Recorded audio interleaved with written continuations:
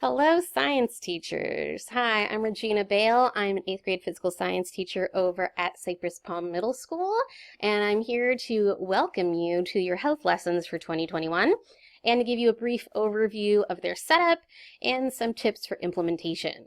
One thing you can definitely do now that you've found the teacher resource section is scroll down below this video and you will see a lot of this information typed out, like super important things to remember. But here's our quick overview. So you have downloaded your grade level specific content. So there's 8th grade health lessons, 7th grade health lessons, and 6th grade. I'm just going to pick 8th grade to focus on because I'm an 8th grade teacher and it makes it a little bit easier. But the same setup for all of the pages exists in all 3 grade levels. So looking at the first lesson, every lesson has a startup. So most likely throughout the year, you've either had some sort of startup or bell ringer or some seat work. The second that they walk in the door, here's something to do. So I would use the same procedure you already use and just use these questions. So if they already post something on Canvas to you every time they have a startup, great, do that same strategy. Tell them that's what they're doing.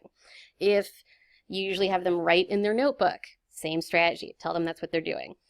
Or you could have them talk with their shoulder partner. What do you think the answer is to this question? And then get ready to share with the whole group.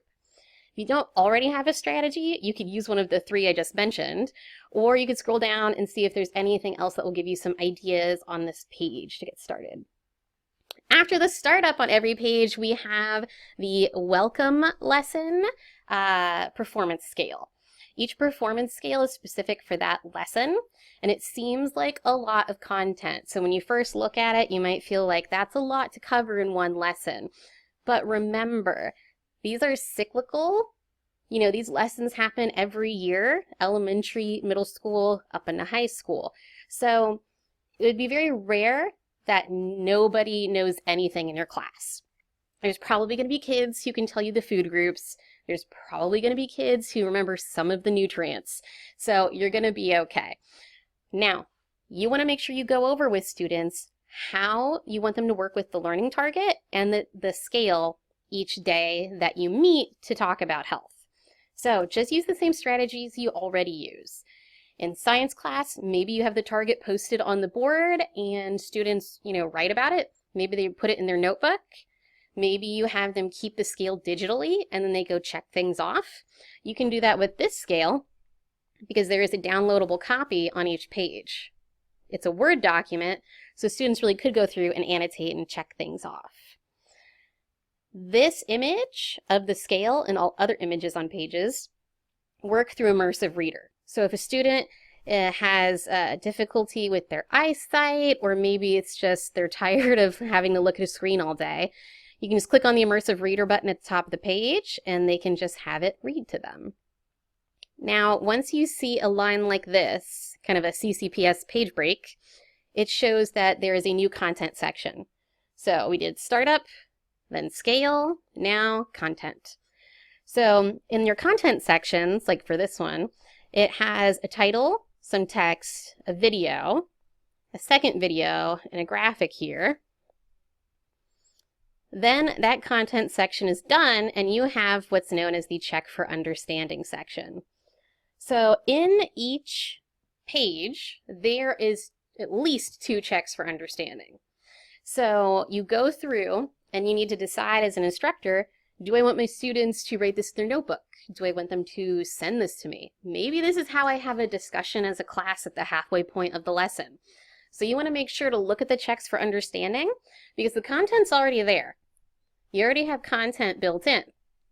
Now you need to think about how do I want them to work with those check for understanding ideas or questions, and how am I going to check that they actually do understand? So what are you going to do to check their work? Some of the easiest things are making sure that they write in their notebook or their online notebook by checking off the performance scale. Maybe they send you their SMART goal. Maybe they just talk about it and write about it and then you visit every table. Maybe your virtual students send it to you as a Canvas inbox message or they just type it in the WebEx chat. So think about how you want to use those checks for understanding.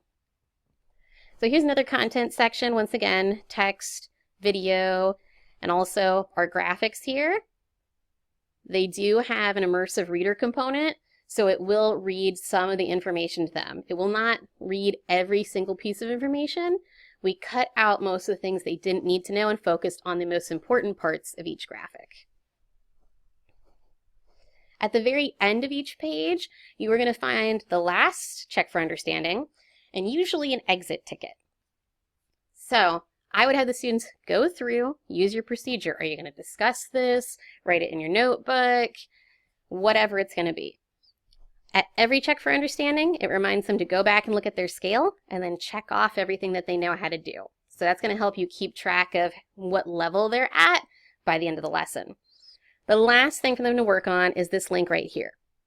So at the end of almost every page, there is a 5-question mini quiz. So when they click on that link, it takes them to the quiz. So I'm just going to switch to the preview section. The quiz is set up to send them 1 question at a time. After they answer the question, then they click next and it shows the next one. They are allowed to go back to questions. When they're done, they click on the submit quiz button.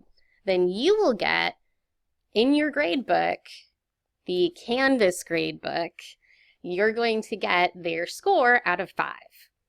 So that will help out a lot in kind of seeing at the end of the lesson, did they get it?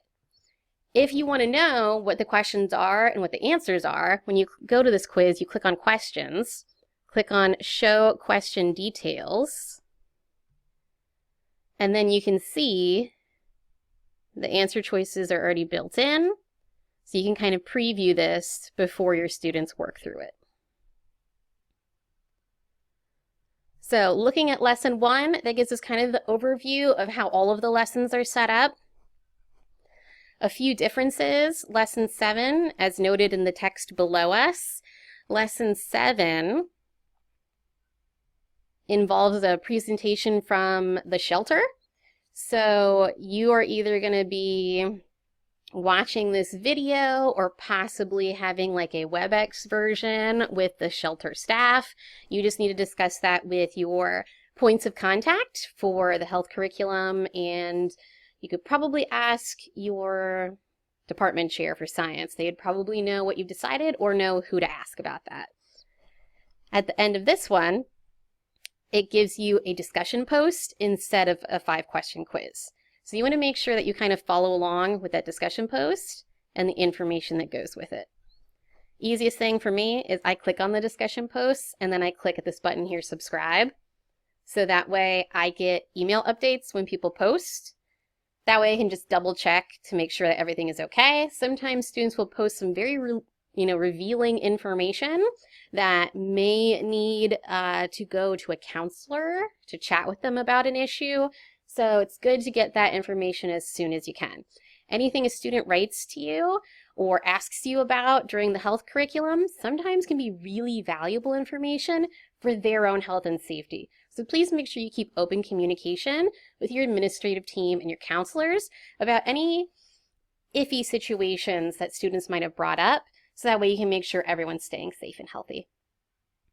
Now, to wrap things up, you have all this stuff here to help you out. Make sure to use it. If you get stuck or have any issues, I highly recommend that you work with either your mentor, another teacher in your building, your science department chair, and reach out to the district staff as well to see if they can assist you in coming up with ways to implement this curriculum. Hopefully, these lessons are pretty user-friendly for you and your students. Let us know so that we can improve them each year. And I'm going to let you go right under the 10-minute mark. Thank you for your time. Scroll down if you need anything else and let us know how things go. Thanks. Stay healthy.